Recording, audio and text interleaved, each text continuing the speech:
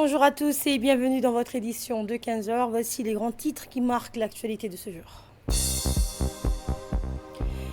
Djibouti et Japon, un partenariat stratégique pour la sécurité maritime et le développement. Vous entendrez le ministre des Affaires étrangères dans ce journal.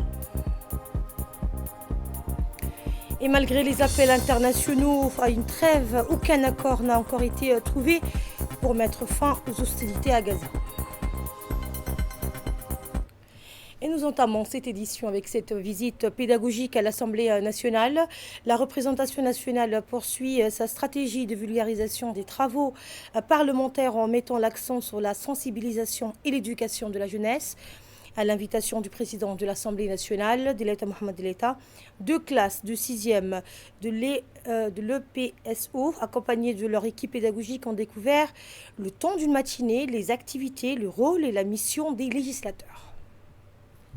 Suite à l'invitation du président de l'Assemblée nationale, M. Deleta Mohamed Deleta, deux classes de 6e de l'EPSO de leur corps enseignant et pédagogique ont pu se familiariser le temps d'une matinée avec les activités, le rôle et la place du législateur. C'est avec l'appui logistique et l'expertise technique avec des membres du bureau de l'Assemblée nationale, du secrétariat général de l'institution parlementaire égyptienne que plus de 70 des forces vives des demain ont pu déambuler dans les arcanes de l'Assemblée nationale, profitant en plus de son hospitalité, des éclairages du président Deleta Mohamed Deleta. Le président de l'État a été accompagné pour l'événement de ses collègues du bureau, la première vice-présidente Safia El Medjibril et Salman Daher Bileh, secrétaire du bureau de l'Assemblée. Les jeunes citoyens ont pu bénéficier des explications fournies sur les contours du travail des députés. Aux côtés de ces derniers, la sortie scolaire a pu aussi profiter des compléments d'information des parlementaires de la commission des finances lors d'une immersion en plein travail ou dans l'hémicycle avec les interventions des députés, à savoir le président de la commission des finances, Shermak Moussa, et la présidente de la commission des lois, Kaltoum Farah, et les parlementaires, Mahmoud Mustafa et Saal. Tout au long de cette sortie pédagogique, les jeunes et leur encadrement éducatif ont pu profiter des échanges avec leurs interlocuteurs, leurs différents guides côtoyés dans leur tournée pour parfaire leurs connaissances à propos de l'institution parlementaire, ses contributions à la démocratie et à la bonne gouvernance. Le groupe scolaire en a dernier lieu, puis avant de se restaurer, faire des photos de groupe.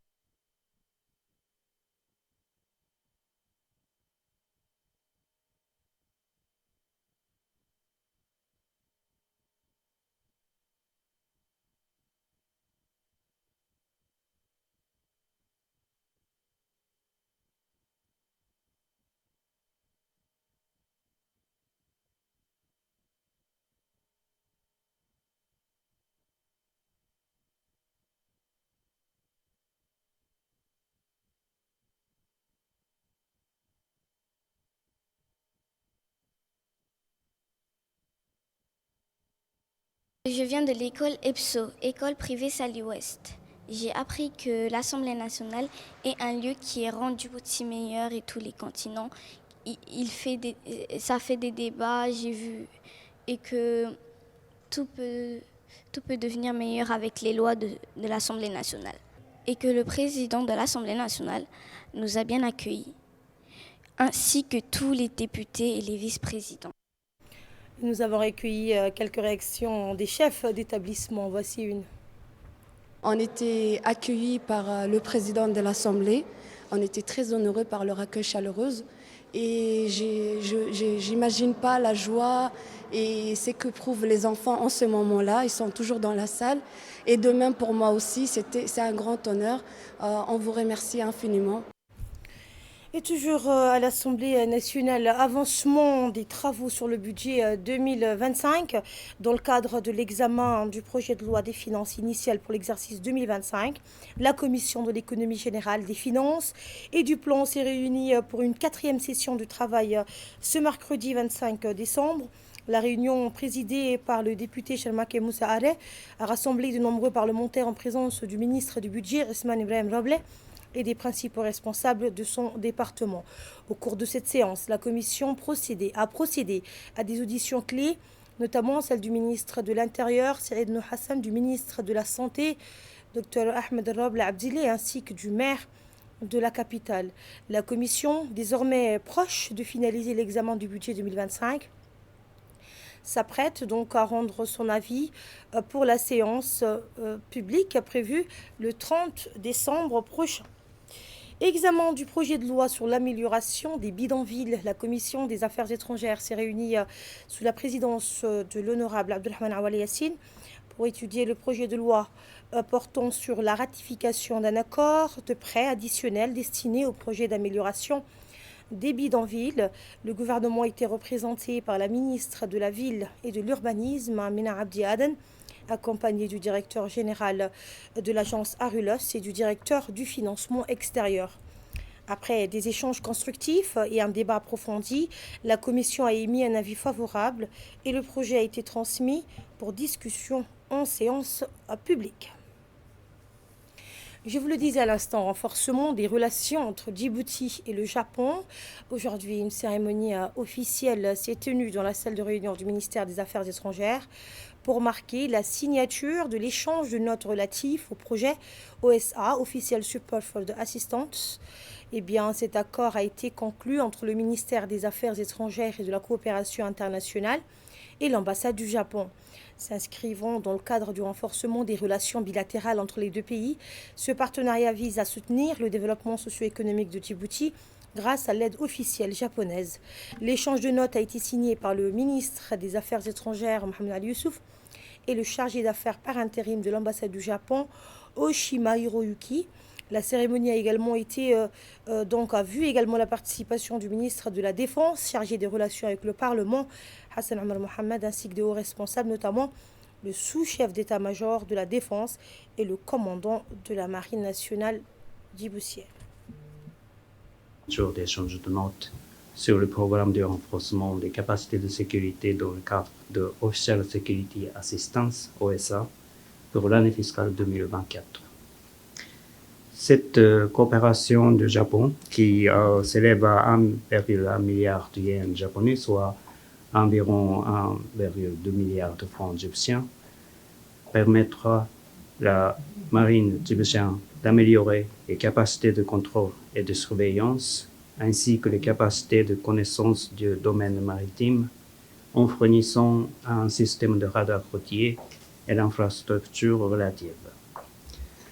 L'OSA est un cadre de coopération japonaise lancé en 2023, destiné à fournir aux forces armées des pays amis des équipements et une assistance pour le développement d'infrastructures pour améliorer leurs capacités de sécurité et de dissuasion, contribuant ainsi à la paix et à la sécurité internationale. Cette année, Djibouti a été sélectionné comme l'un des 4 pays bénéficiaires de l'OSA, le seul pays en Afrique. Cet accord symbolise une étape majeure dans la coopération entre Djibouti et le Japon, notamment dans le domaine de l'acquisition de matériel de surveillance maritime. Il reflète également l'engagement des deux pays à collaborer pour un avenir prospère et stable.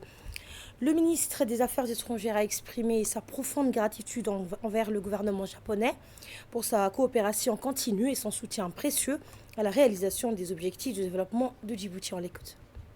Nous venons de procéder donc à l'instant à une cérémonie d'échange, signature d'une note d'échange concernant un projet d'assistance officielle en matière de sécurité. Ce projet d'assistance officielle en matière de sécurité est octroyé par le gouvernement du Japon sous forme de dons non remboursables.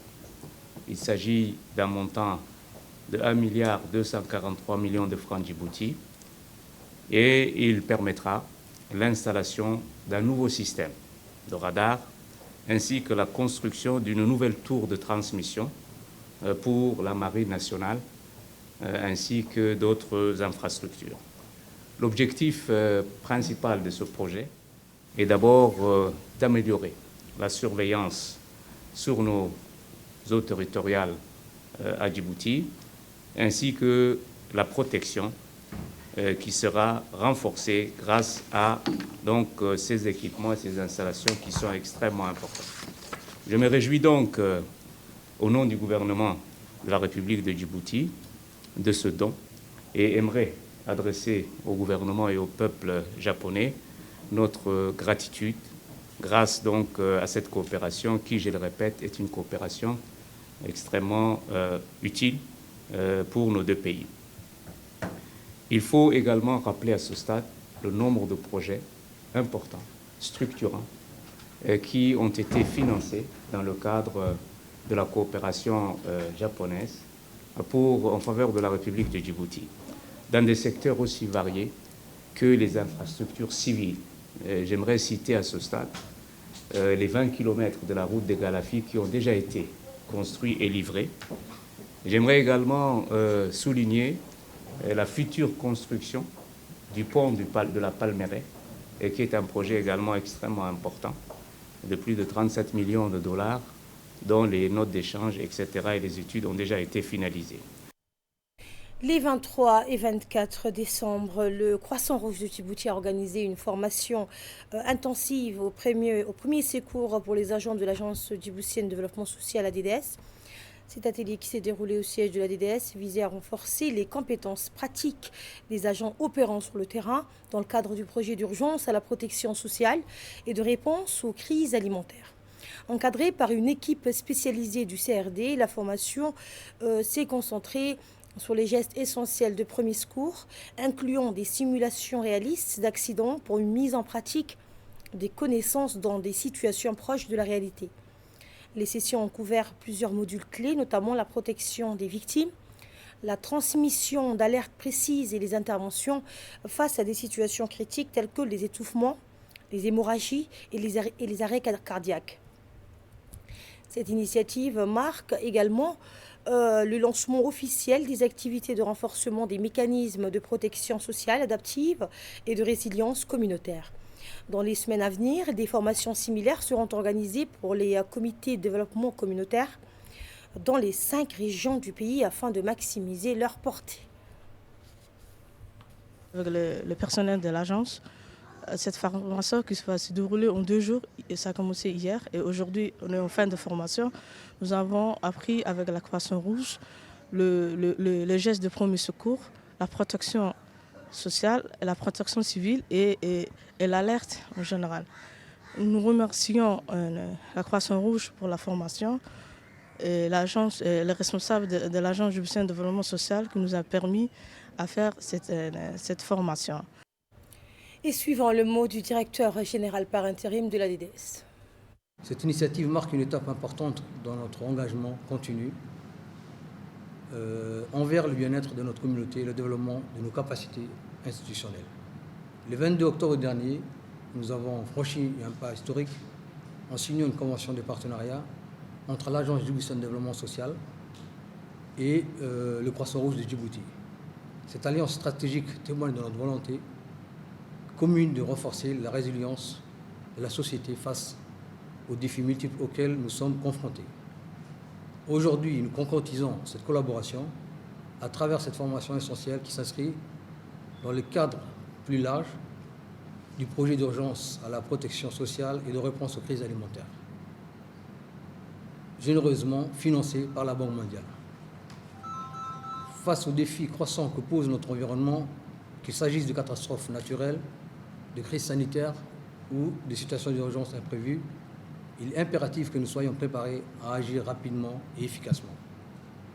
En acquérant ces compétences essentielles, vous êtes désormais mieux équipés pour intervenir rapidement et efficacement en cas d'urgence, que ce soit sur votre lieu de travail, au sein de votre communauté, ou même dans votre vie personnelle. Social à présent, distribution d'allocations pour les orphelins à l'ICBI.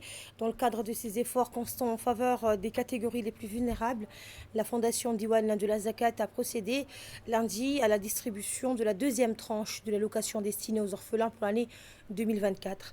Cette initiative a bénéficié à 81 orphelins de la région d'Ali-Sabié.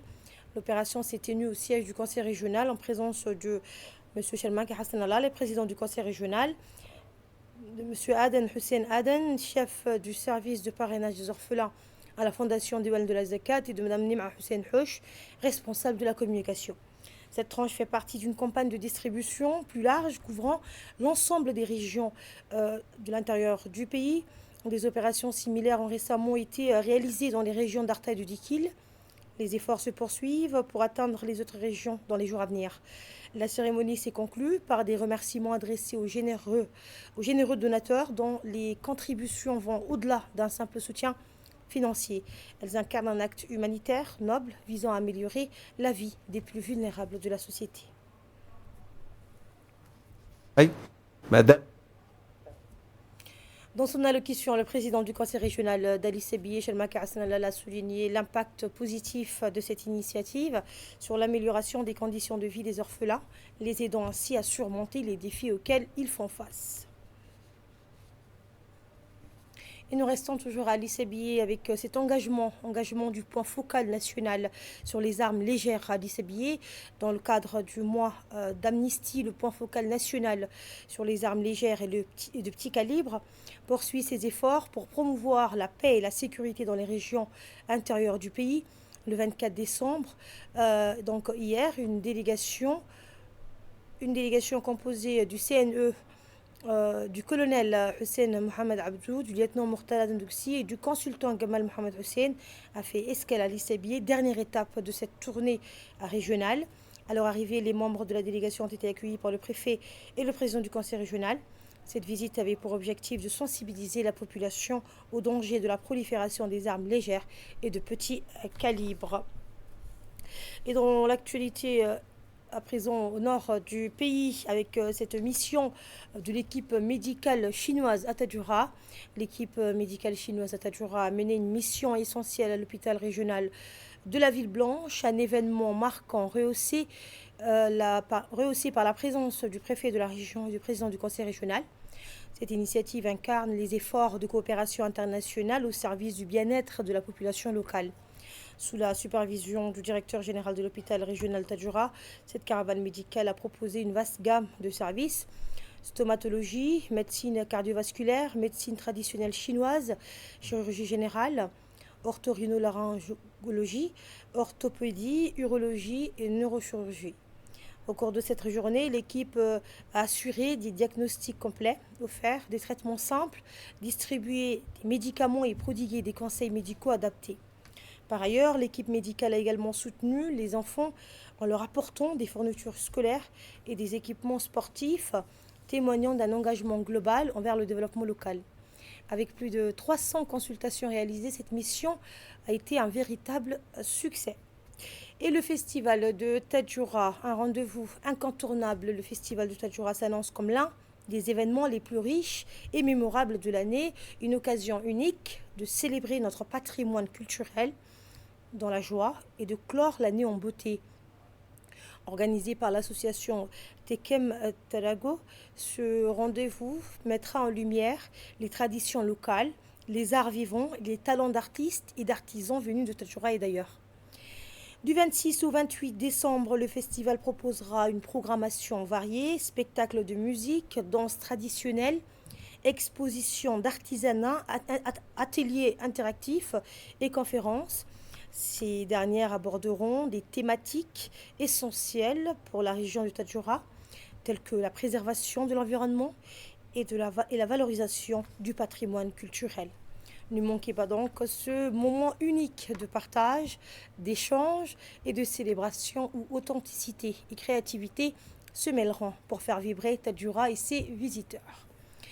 Et à Gaza, toujours pas d'accord pour un cessez-le-feu. Les négociations pour un cessez-le-feu dans la bande de Gaza se poursuivent à Doha sans résultat concret pour l'instant. Le porte-parole qatari a évoqué des discussions techniques et procédurales tout en soulignant l'importance d'une coordination internationale, notamment avec l'Égypte. Sawat al-Saïd. Les négociations pour un cessez-le-feu dans la bande de Gaza continuent, mais leur conclusion reste incertaine. À Doha, où se déroulent les discussions principales, le porte-parole du ministère des Affaires étrangères du Qatar a précisé que des négociations techniques et procédurales étaient en cours, tout en insistant sur l'importance d'une coordination internationale. Lors d'une conférence de presse mardi, Mahdi Al-Ansari a rappelé l'engagement du Qatar à explorer toutes les pistes pour parvenir à un accord. En ce qui concerne les négociations visant à obtenir un cessez-le-feu dans la bande de Gaza, elles sont toujours en cours, comme vous le savez, des négociations techniques et procédures se sont déroulées actuellement ici à Doha.